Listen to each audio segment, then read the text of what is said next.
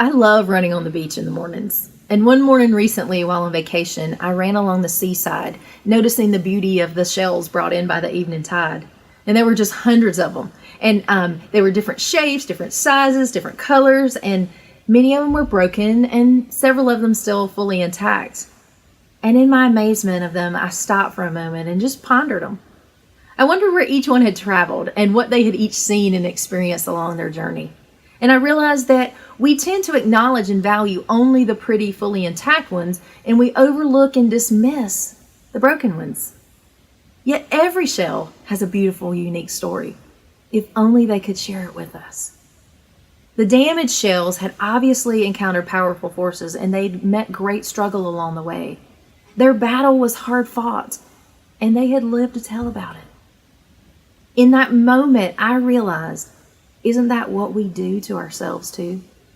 We tend to accept and value only the picture of perfection, and we overlook and dismiss our own flaws and our broken pieces.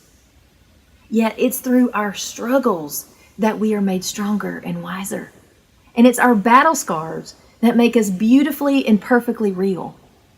And the most beautiful thing about life, about each of us, are our perfectly imperfect flaws and our beautifully broken stories.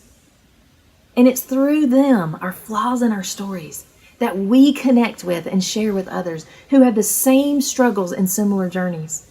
And it's through them that we can choose to love and heal ourselves. And it's through them that we realize that we need God, the lover of our souls, and the redeemer and the restorer of all of our pieces and our stories. Today, will you acknowledge and choose to accept those tattered parts of yourself? Will you choose to honor your own battle scars and make peace with your imperfections?